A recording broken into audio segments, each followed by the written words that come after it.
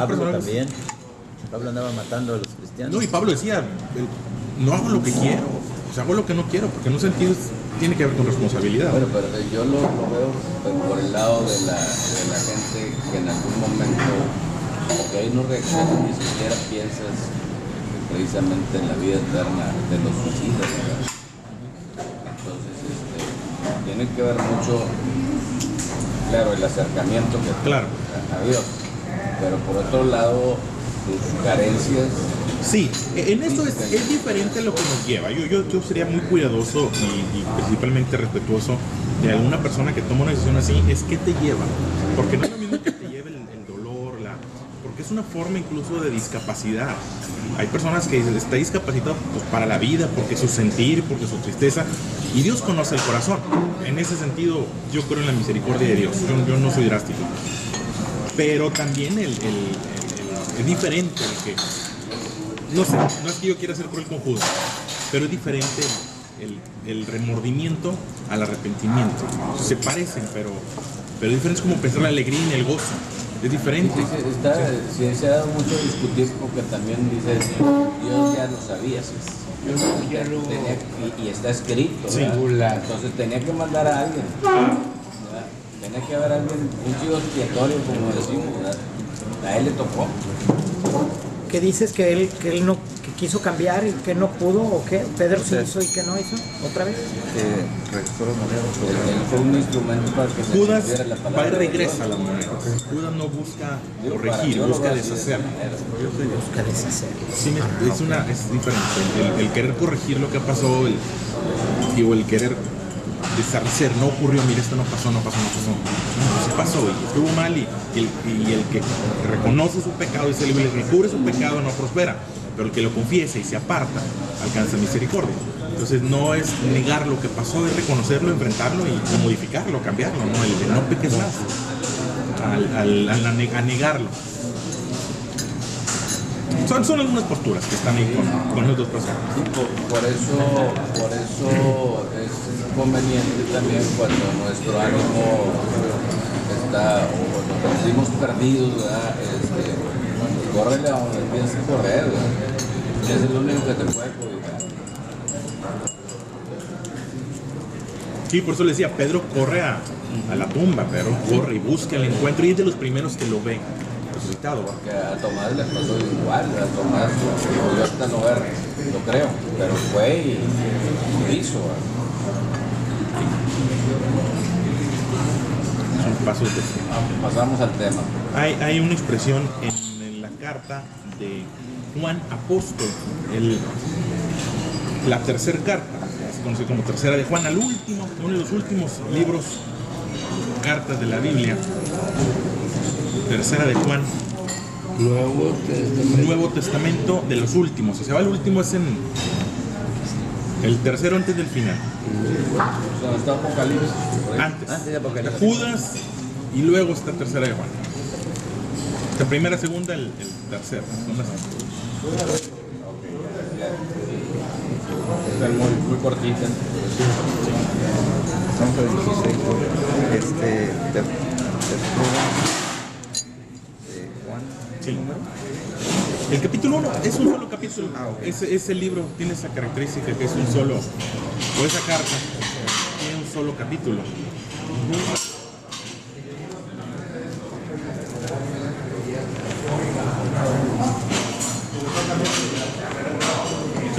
Y si ya la encontraron, otra cita que podemos considerar está en Éxodo capítulo 23. Al principio. Éxodo capítulo 23. Éxodo. Éxodo 23.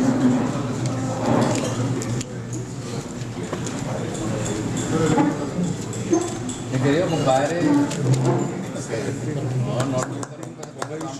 apenas vamos con el tema. Éxodo 23. 23.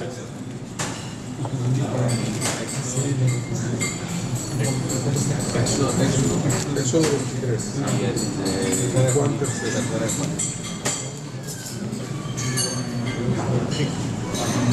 Sí, ocasión. Bien. Y por último,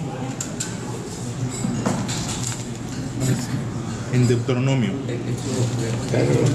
Entonces, abrevia de DT. Sí, yo sé, pero para que... Ah, DT. DT.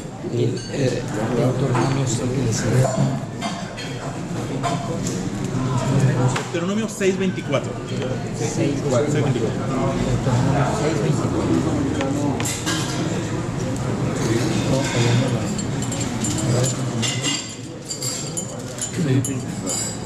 Sí.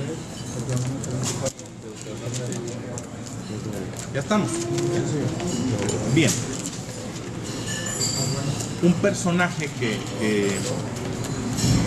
que sobresale de los discípulos es Juan, el apóstol Juan. Es el autor de ese evangelio, el evangelio según San Juan. También es el autor de las cartas de Juan, primera, segunda y tercera carta de Juan. Y Apocalipsis también se le atribuye a él, a ese personaje.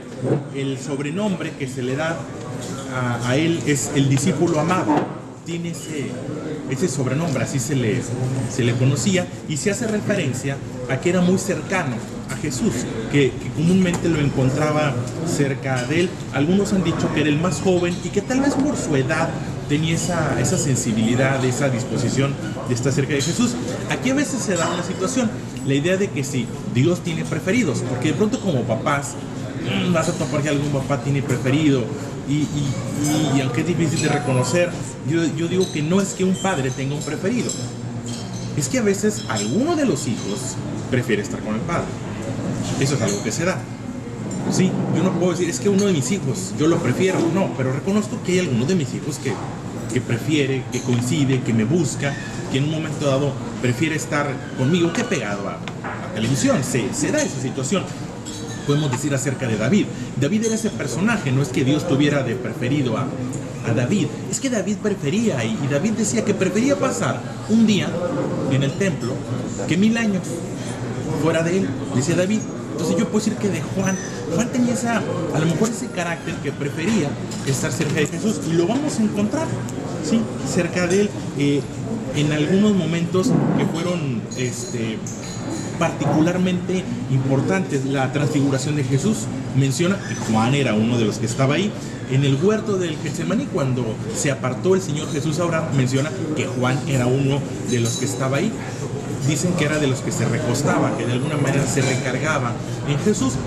Incluso es al que le piden que le pregunte. Cuando Jesús dice, uno me va a entregar, al que avientan por delante, es tú, Juan, porque estaba cerca de él, de alguna forma estaba cerquita. Y a ver, tú qué, a ti que te quiere más, dirían algunos. Y repito, no es que lo quisiera más, es que lo prefería. Bueno, ese personaje que repito, era el discípulo amado, que incluso lo vemos en la cruz, es al que se hace referencia, que llevó hasta la cruz de Jesús mientras Pedro está huyendo por andar cortando orejas. Mientras Judas está también en otra situación, vemos a Juan a los pies de la cruz, sin duda tal vez con miedo, pero ahí apoyando a María, y es al que le encargan después a María. Bueno, ese personaje, lo digo todo eso para ubicarlo, habla un poquito del carácter. Es el que escribe luego la epístola de Juan, ¿sí? En esa epístola se da uno de los versos que es un tesoro para nosotros, es el San Juan 3:16. Sí, se los leo, no se los cité, se los leo. Esa expresión de tal manera amó Dios al mundo, tal es el amor de Dios, que envió a su Hijo Jesús, envió a su Hijo para que todo aquel que en él crea no se pierda, mas tenga vida eterna. Y clarifica, porque no envió Dios a Jesús al mundo para condenarlo, sino para hacerlo salvo. Es una expresión de Juan. Él podía hablar del amor, y hablaba de un amor que es práctico. Dios nos ama y nos demuestra su amor de manera práctica enviando a su Hijo. Juan clarifica el propósito y la razón. El propósito de Jesús es hacernos salvos, y la razón, porque nos ama. Clarifica, él eso es, nos hace salvos, y la razón es a través del amor. Es un amor práctico, y en ese sentido de hacernos salvos, quiero que lo veamos más allá del concepto de lo espiritual, porque a veces pareciera o se filtran algunas ideas de que Dios está interesado solamente en la cuestión espiritual. Entonces tú ya estás bien espiritualmente, adelante, ya no te preocupes. Oye, bueno, pero tengo dificultades en la empresa, no pasa nada, lo importante es tu espíritu. Oye, hay una situación económica difícil, no pasa nada, te vas a ir al cielo. Oye, estoy enfermo, no pasa nada. Oye, espérame, Dios está interesado en nuestro bienestar integral, no solo en la cuestión espiritual, va más allá de lo espiritual. Y lo vamos a ver, que el Señor Jesús intervenía en el corazón de las personas, pero también intervenía en su realidad. Cuando alguien estaba enfermo, o también cuando alguien tenía una dificultad, esa mujer con la que habla la samaritana, que soy, espérame, 5 maridos has tenido y al que actualmente no es tu marido, y la lleva a poner en orden su situación familiar. Y bueno, ese mismo personaje que escribe ese hermoso pasaje que dice que Jesús vino a hacernos salvos, después escribe una carta, tercera de Juan, y vino una cita muy, muy bonita, tercera de Juan capítulo 1, ¿sí? Verso 1, 2, 3. Dice, el anciano Gallo. Ese Gallo es un personaje, dicen que era alguien importante dentro de la iglesia, que era alguno de los diáconos de la iglesia de la época a la que Juan escribe esta carta, y le escribe al anciano Gallo, el amado, a quien amo en la verdad. Verso 2. Amado, yo deseo que tú seas prosperado en todas las cosas y que tengas salud, así como prospera tu alma. Pues mucho me regocijé cuando vinieron los hermanos y dieron testimonio de tu verdad, de cómo andas en la verdad. No tengo yo mayor gozo que este, el oír que mis hijos andan en la verdad. Sí, vuelvo a repetirlo. Dice, amado, yo deseo. Otras traducciones dicen, yo le pido a Dios.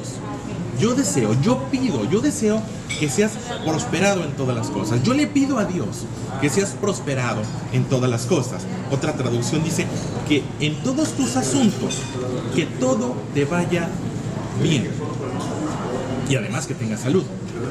Esto es una persona, Gallo, que ya tiene una relación con Dios, que él está bien espiritualmente hablando, que puede decir, un día vas a estar en la presencia de Dios, tu nombre está escrito en el libro de la vida, estás bien espiritualmente. Ya, misión cumplida. Pero no, Juan va más allá, él dice, yo deseo que tengas salud. Primero habla de la prosperidad en todas las cosas, sin caer en la teología de la prosperidad con todo, pero prosperar es mejorar progresivamente una situación. Eso es prosperar, mejorar progresivamente una situación. Una vez que nos acercamos a Dios, podemos esperar que las cosas mejoren. Repito, Dios está interesado no solo en mi espíritu, sino también en mi realidad, en mi entorno. Y una vez que me acerco a Dios, que pongo en práctica la palabra de Dios, se espera que las cosas empiecen a mejorar. La situación en la empresa, la situación en el trabajo, la relación con mis hijos, la relación con el entorno. Porque desea que seamos prosperados. Y dice, así como prospera tu alma. Porque de pronto el alma está bien, y emocionalmente estoy bien, y espiritualmente estoy bien, y el entorno. Sigo en dificultad con mi esposa, sigo en dificultad con mis hijos, y dices, una cosa es consolarnos en Dios, otra cosa es escaparnos en Dios, escapar de la realidad en Dios. Y vas a ver que hay personas que se refugian en la iglesia. No está mal ir a la iglesia, pero dices, ¿estás yendo a fortalecerte a la iglesia? ¿Estás yendo a fortalecerte con el sacerdote, con el ministro? ¿Estás yendo a fortalecerte en la palabra o estás escapando? Te estás refugiando y no estás cambiando tu entorno. Y este personaje, yo quiero que seas, así como está prosperando tu alma, así como tu alma está creciendo, así como ahora te sientes bien espiritualmente, pero que también prosperes en todos tus caminos. Pues estoy satisfecho con lo que ocurre espiritualmente. Qué bueno que ahora lees la Biblia, qué bueno que no te avergüences de esto. Estamos en una sala pública y no me avergüenzo, qué bueno. Pero además, que estés bien con tu familia. Que así como vienes a la reunión con alegría porque encuentras fortaleza, la misma sensación cuando entres a tu casa. La misma sensación cuando llegues con tus amigos.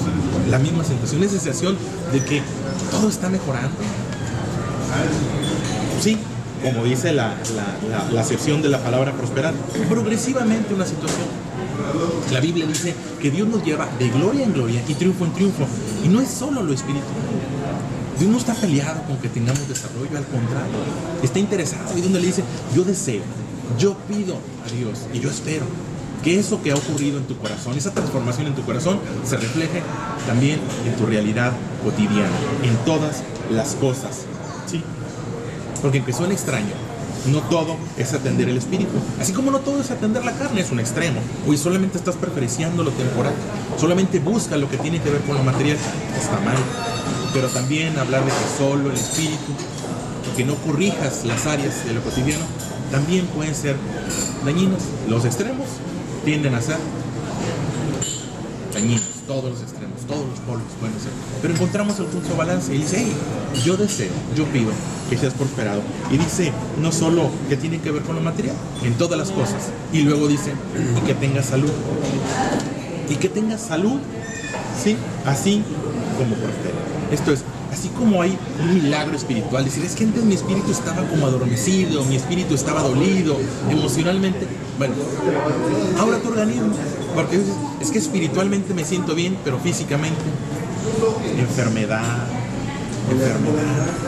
La Biblia dice que Dios es nuestro sanador. Sí, no me voy a pelear, entiendo que la enfermedad es parte de la vida, pero sin quererse drástico, hay enfermedades que son consecuencias de mis decisiones. Algo que he aprendido aquí es comer avena. Y eso tiene una consecuencia. Tiene una consecuencia en mi organismo. He aprendido que de pronto hay que salir a caminar porque tiene una consecuencia en mi organismo. He aprendido que tengo que cumplir con el tratamiento del médico. El médico dijo 2 semanas. Pues son 2 semanas, me siento bien a la semana, pero el médico dijo 2 semanas, él es un profesional. Y cumplo con las 2 semanas. Y entonces sí, y que tengas salud. Yo entiendo que nuestros días, dice la Biblia, que son contados y tal vez Dios dice hasta aquí, pero ¿qué ocurre en el hasta aquí? Dios dice que tengas salud. Dios desea que tengamos salud, pero yo me desvelo, pero yo me excedo. Soy responsable y digo, Dios quiere que tengas salud. Si nos vamos a la Biblia, y a veces son los libros menos leídos, mencionamos ahorita Deuteronomio, la Biblia cita en Deuteronomio que Dios les dio instrucciones de cómo vivir, incluso les decía qué comer. Hay algunos alimentos que decía, mira, decía, es impuro, no le gusta a Dios. Así un poco drástico, pero era, en el contexto era la forma de decirle, hey, esto, ¿cómo decirlo? Las tripitas nunca eran permitidas. Cuando uno se va a la Biblia, cuando uno ve la forma en la que se ofrece el sacrificio, lo que debían y no debían comer, esas nunca eran permitidas. Esas nunca eran permitidas. ¿Por qué? Pues ahí viene la hipertensión, ahí viene. Y a veces algunas cosas son consecuencia de cómo hemos vivido. Por eso viene el apóstol y dice, hey, yo quiero que así como espiritualmente te sientas bien, físicamente te sientas bien. Que tengas salud. Dios quiere que tengamos salud. Está interesado en nuestra salud. Y hemos escuchado testimonios de milagros. Si Dios no estuviera interesado en nuestra salud, no ocurrirían milagros. No nos podríamos levantar de una enfermedad. Pero así como ha habido una transformación en nuestro espíritu, también quiere que haya una transformación en nuestra realidad cotidiana.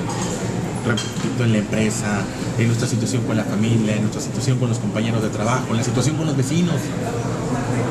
Y también en nuestra salud. Que tengas salud, así como prospera tu alma. Somos espíritu y somos carne. Dios nos dio esa dualidad. Y está interesado en esa dualidad. Somos creación de Dios. Y Dios no se interesa solamente en una parte de la creación. La espiritual y también la física. Y sí, la Biblia nos lleva a eso. Una expresión que viene en Éxodo 23, 25.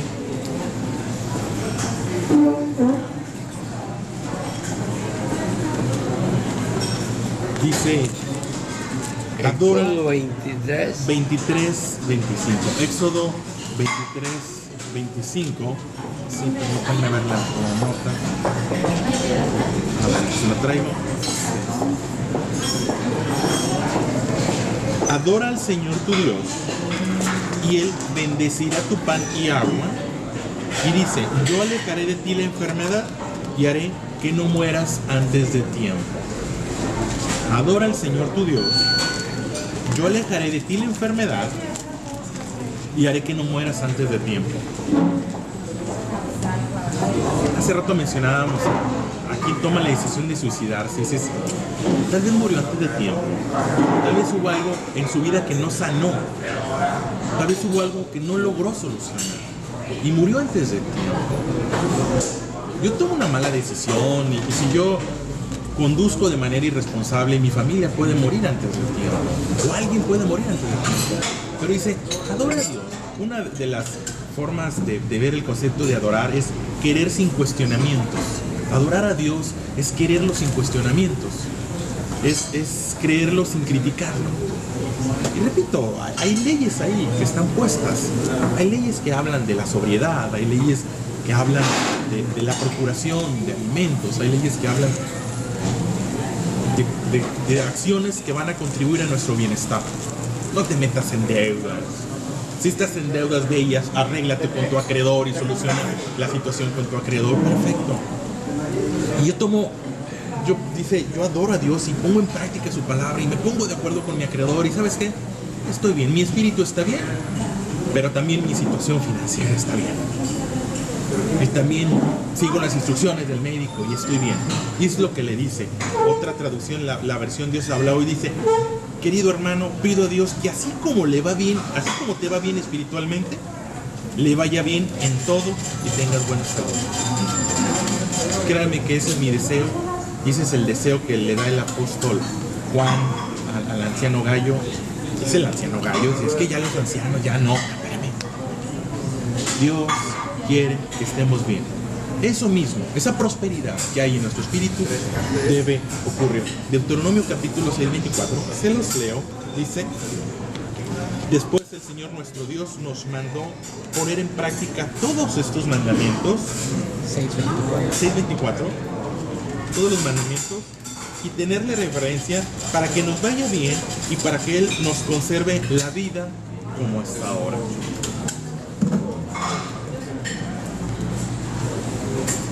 Si estamos bien con Dios, no solo estará bien nuestro espíritu, sino también 6:24. No solo estará bien nuestro espíritu, sino también nuestro entorno, nuestra realidad. Gradualmente, la prosperidad es lo que mejora progresivamente. Bueno, una expresión de Moisés dice que Moisés llegó a los 120 años y cuando llegó el tiempo de morir, no perdió su vigor.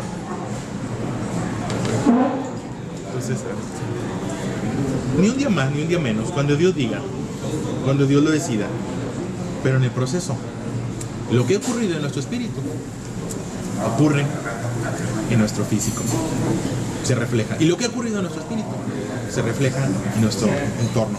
Dice: así como te va bien espiritualmente, que te vaya bien. Y la última expresión dice: me regocijo, me alegro cuando dan testimonio de cómo caminas en verdad. Caminar en verdad es no conducirse en error, no conducirse por el camino del error. Dios se alegra cuando ocurre eso. Se los dejo a su consejo. Gracias.